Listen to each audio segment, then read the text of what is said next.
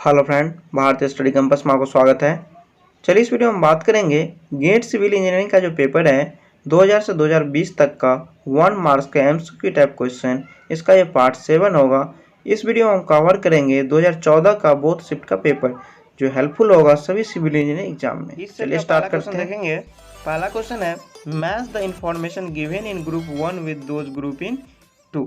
Group 1 से group 2 को हमको मैच कराना है। तो इसका पहला पॉइंट देखेंगे P, factor to decrease ultimate strength to design strength. तो इसको हम बोलते हैं मटेरियल पार्शियल सेफ्टी फैक्टर।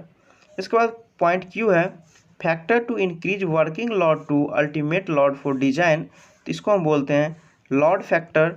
इसका सही हो गया 4। उसके बाद आर है statical method of ultimate load analysis.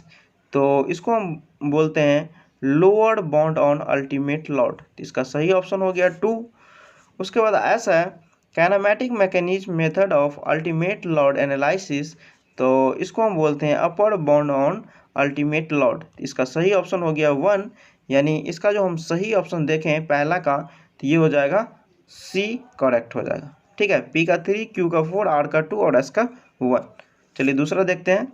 दूसरा में possible location of share centre of the channel section so given below.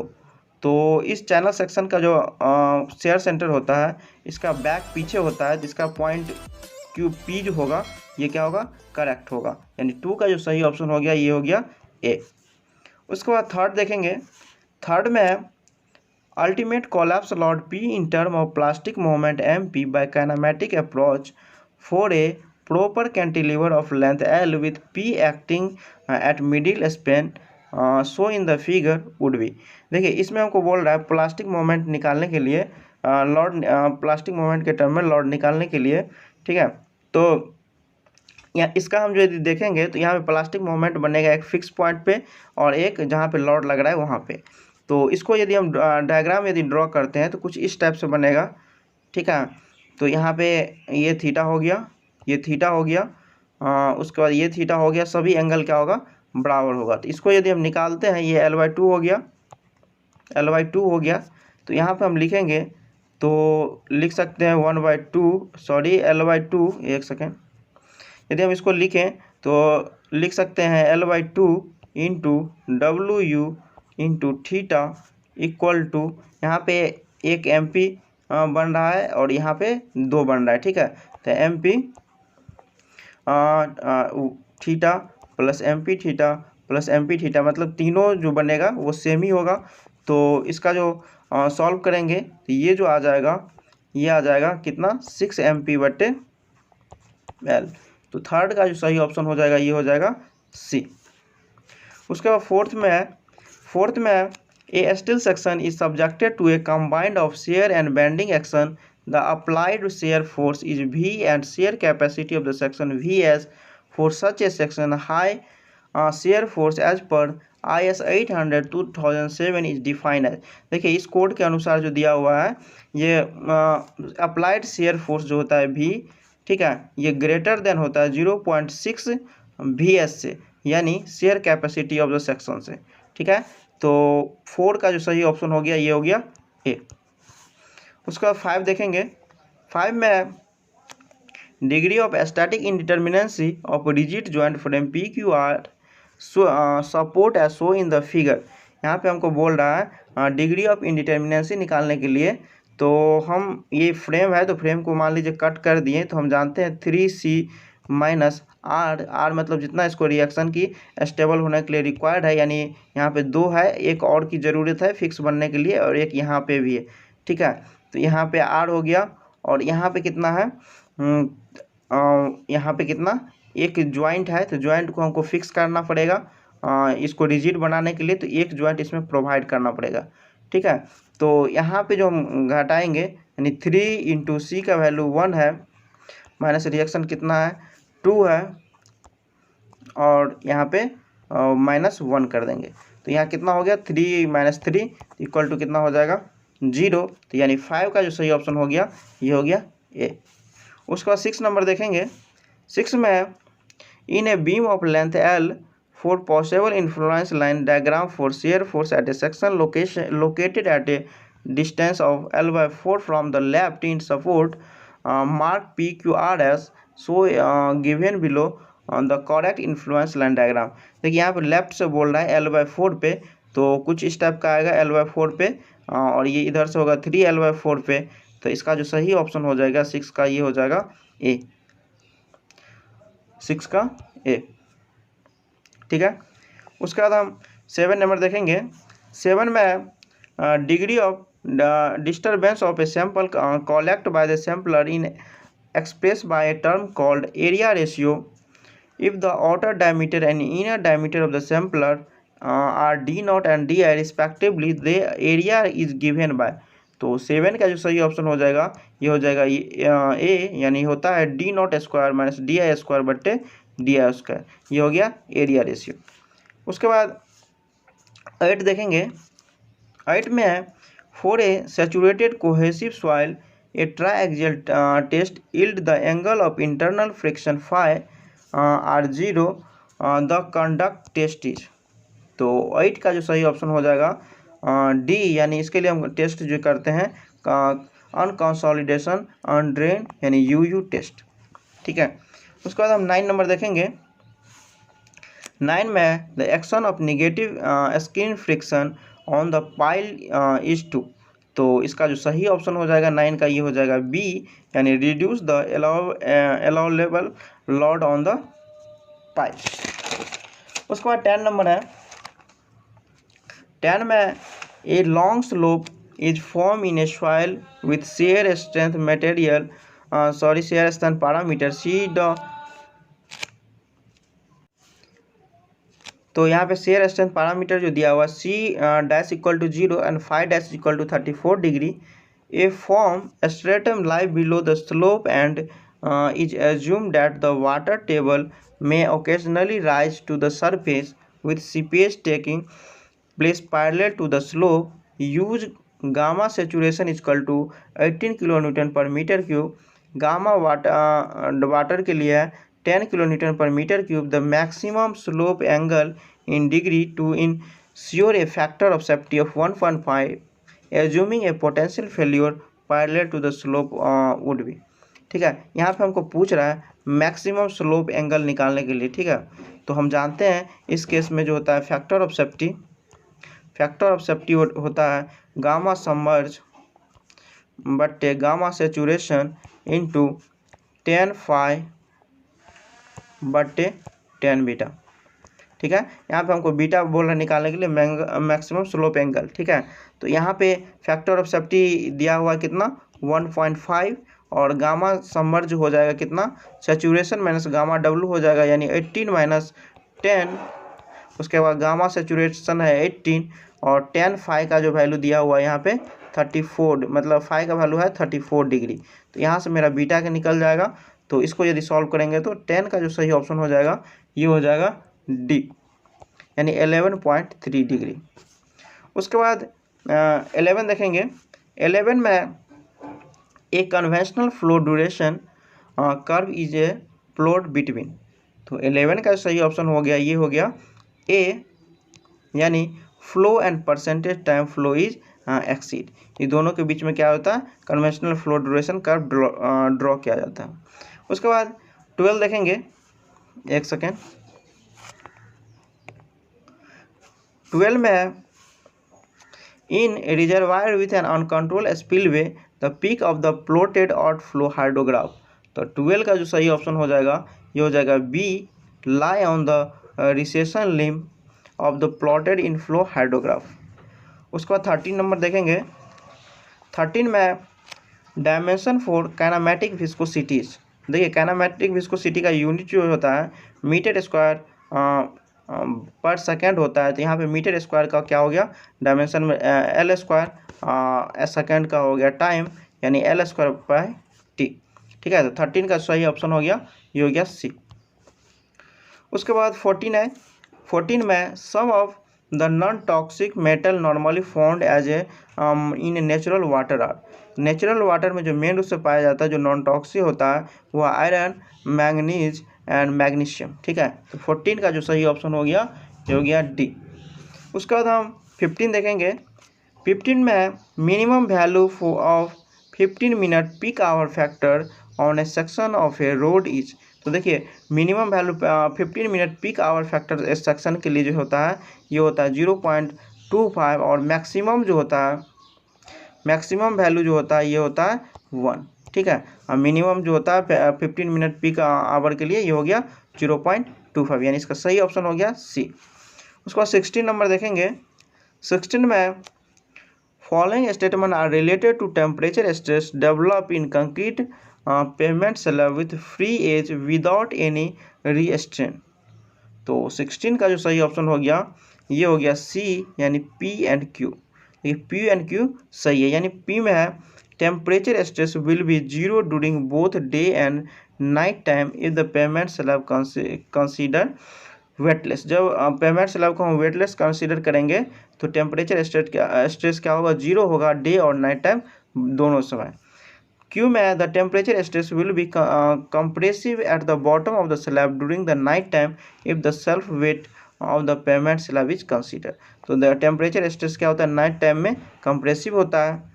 ठीक है, उसके बाद आर में है, आर में जो दिया हुआ है temperature stress will be compressor at the bottom of the slab during the day time if the self weight of the payment slab is consider. तो देखिए यहाँ पे टेम्परेचर स्ट्रेस तो दिया हुआ है कंप्रेसिव, जबकि क्या होता है डे टाइम में क्या होता है, टेंशन होता है।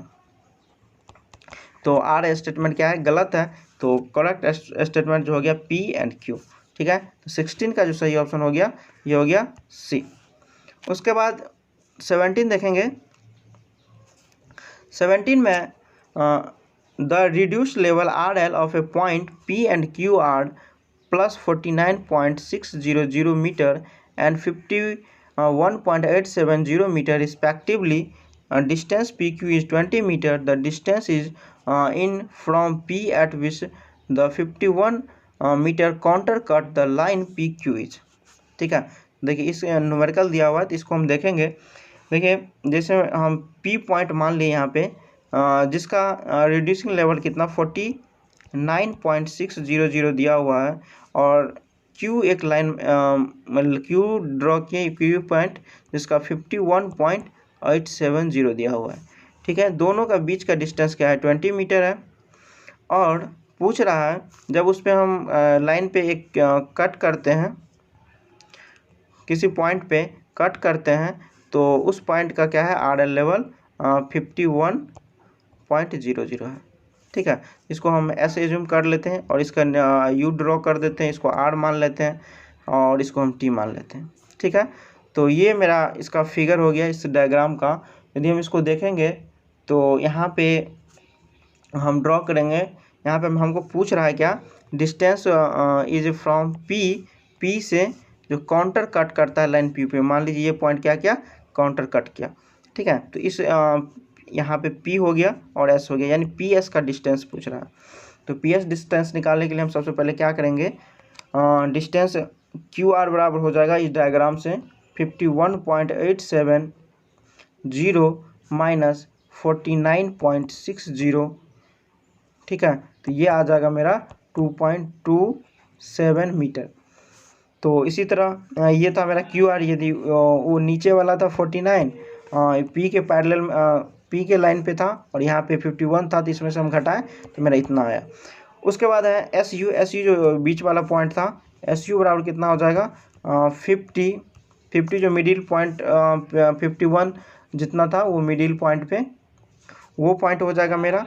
तो यहाँ से हम क्या करेंगे 51 माइनस 49.60 कर देंगे तो एस यू का वैल्यू आ जाएगा। फिर हम क्या करेंगे, रिलेशन हम जानते हैं सिमिलर ट्रायंगल से निकाल देंगे पी एस बट्टे S U equal to P Q बट्टे क्यू आर। तो यहाँ से मेरा एस यू का वैल्यू पता चल गया है और यहाँ से क्यू आर का भी वैल्यू पता चल गया और पी क्यू का वैल्यू पता चल गया। ठीक है, यहाँ से हम पी एस का वैल्यू निकाल लेंगे। 17 का जो सही ऑप्शन हो गया ये हो गया सी, यानी 3.52। उसके बाद हम 18 देखेंगे। 18 में group 1 contain represent stress strain curve show in the figure will group 2 give the list of material match the stress strain curve with the corresponding material. तो हमको ग्रुप 1 से ग्रुप 2 को मैच कराने के लिए बोल रहा है, ठीक है। तो यहाँ पे 18 का जो सही ऑप्शन हो जाएगा ये हो जाएगा बी, यानी कर्व जे जो है ये रिलेटेड है कोर्स एग्रीगेट से। यहाँ ये जे जो है रिलेटेड है कोर्स एग्रीगेट से, और यहाँ पे कर्व के जो है रिलेटेड है कंक्रीट से, ये है कंक्रीट से, और कर्व एल जो रिलेटेड है ये है सीमेंट पेस्ट से, ठीक है। एल जो है सीमेंट पेस्ट, तो इसका सही ऑप्शन हो गया 18 का बी। उसके बाद हम 19 देखेंगे। 19 में the first moment of area about the axis of bending for a beam cross section. तो 19 का जो सही ऑप्शन हो जाएगा बी, यानी इसको हम बोलते हैं सेक्शन मॉडुलस। उसके बाद 20 में the target mean strength FCM for a concrete mix design obtain from the characteristic strength and standard deviation is define as. तो 20 का जो सही ऑप्शन हो जाएगा ये हो जाएगा डी, यानी FCK प्लस 1.65 सिग्मा, ठीक है, जो है स्टैंडर्ड डेविएशन। उसके बाद 21 देखेंगे। 21 में the modulus of elasticity E equal to 5000 root under FCK, where FCK is the characteristic compressive strength of concrete specified in IS 456-2000 is based on। तो 21 का जो सही ऑप्शन हो जाएगा ये हो जाएगा बी, ये बेस्ड होता है इनिशियल टेंजेंट मॉडुलस पे। उसके बाद हम 22 देखेंगे।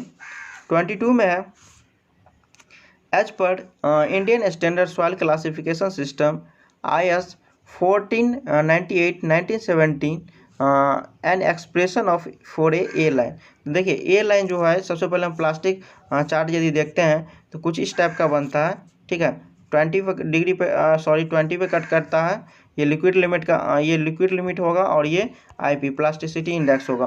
तो ये 35 पे कट करेगा और ये 50 पे करेगा, तो ये जो लाइन दिखाता है हमको ए लाइन को दिखाता है, ठीक है। और ए लाइन का जो वैल्यू होता है ये होता है 22 का। तो 22 का जो यहाँ पे सही ऑप्शन हो जाएगा ये हो जाएगा ए, यानी IP इजकल टू 0.73 WL-20, ये हो गया ए लाइन का। उसके बाद 23 देखेंगे। 23 में the claim minerals primarily govern the swelling behaviour of A black cotton soil is. तो 23 का जो सही ऑप्शन हो जाएगा ये डी, यानी मोनोलाइट जो है ये क्या है ब्लैक कॉटन सॉइल है, ठीक है, जिसमें स्वेलिंग ज़्यादा मात्रा में होता है। तो चलिए 24 देखते हैं। 24 में the contact pressure for a rigid footing resting on a clay at the centre and the edge are respectively. देखिए कॉन्टैक्ट प्रेशर पूछ रहा है रिजिड फुटिंग का, तो इसका जो रिजिड फुटिंग का डायग्राम जो होता है कुछ इस टाइप से होता है, ठीक है, ये इस टाइप से बनेगा जो लोडिंग का। तो यहाँ पे 24 का जो सही ऑप्शन हो गया ये हो गया डी, यानी क्या होता है सेंटर पे मिनिमम होगा और एज पे मैक्सिमम होगा। उसके बाद 25 देखेंगे। 25 में group 1 list a few device will group 2 provide information about their use match the devices with their corresponding usages. तो 25 का जो सही ऑप्शन हो जाएगा ये हो जाएगा डी, यानी ये है एनीमोमीटर का यूज करते हैं वाइंड स्पीड के लिए, और क्यू है हाइग्रोमीटर का यूज करते हैं, ये करते हैं water vapour content of air के लिए, और आर है पिटआउट ट्यूब का हम यूज करते हैं fluid velocity at a specific point in the flow stream के लिए। उसके बाद है टेनिसोमीटर का जो यूज करते हैं हम capillary potential of soil water के लिए, ठीक है। तो इसका सही ऑप्शन हो गया 25 का, ये हो गया डी। उसके बाद 26 है। 26 में an isolated 3 hour rainfall event on a small catchment produce a hydrograph peak and a point inflection on the falling limb of hydrograph at 7 hour and 8.5 hour respectively. After the start of rainfall, assume no loss, no base flow contribution.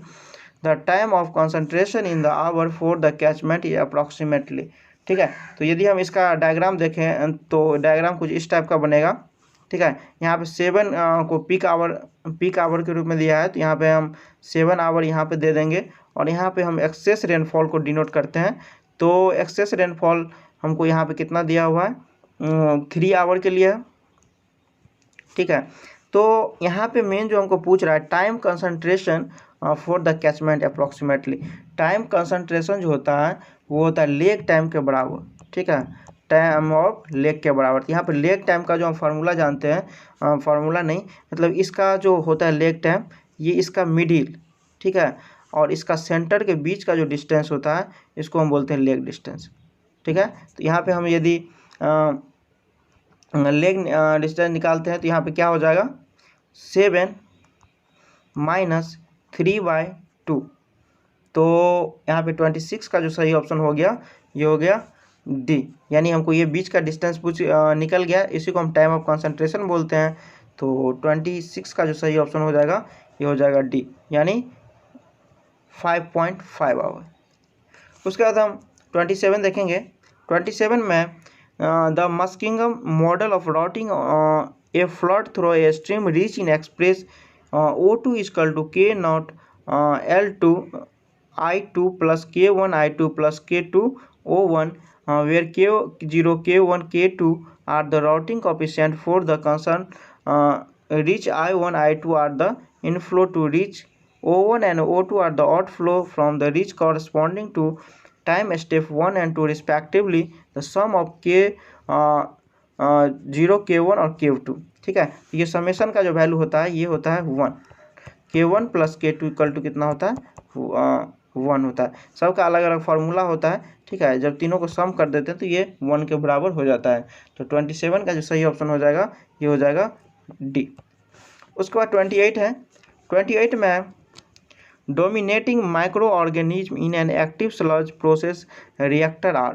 तो 28 का जो सही option हो जाएगा ये हो जाएगा D, यानी फोटोट्रॉपिक, यानी फोटोट्रॉप्स होगा। Dominating micro organism in active sludge process phototrop, इसका सही ऑप्शन हो गया डी। उसके बाद हम 29 देखेंगे। 29 में the 2 air pollution control device that are usually use to remove very fine particle from the flue gases are. तो 20 यहाँ पे 9 का जो सही ऑप्शन हो जाएगा ये हो जाएगा सी, यानी electrostatic precipitator and fabric filter. उसके बाद हम 30 देखेंगे। 13 में a road being design of a speed 110 km/h on a horizontal curve with a super elevation of 8%, if the coefficient of side friction is 0.10, the minimum radius of the curve in meter required say vehicle movement, ठीक है। Minimum radius यहाँ पे पूछ रहा है, इसके लिए हम जो फार्मूला यूज करेंगे V²/127 ई जो सुपर एलिवेशन है प्लस साइड फ्रिक्शन, ठीक है। यहाँ पे जो साइड फ्रिक्शन का वैल्यू दिया हुआ है 0.10 और यहाँ पे ई का जो वैल्यू दिया हुआ है ये दिया हुआ 8%, यानी 0.08। यहाँ पे 127 हो गया, वी का वैल्यू 110 दिया हुआ है। तो यहाँ से यदि उसको हम सॉल्व करेंगे 30 को, तो 30 का जो सही ऑप्शन हो जाएगा ये हो जाएगा, एक सेकेंड, तो इसका जो सही ऑप्शन हो जाएगा ये हो जाएगा डी, यानी 28.5, ठीक है। उसके बाद इस सेट का लास्ट क्वेश्चन देखेंगे। लास्ट क्वेश्चन है the survey carry out to delineated natural feature such as hilly river forest and man made feature such as town village building road transmission line and canal is classified as. तो 31 का जो सही option हो जाएगा ये हो जाएगा D, यानी टोपोग्राफिक सर्वे। तो थैंक यू फॉर वॉचिंग।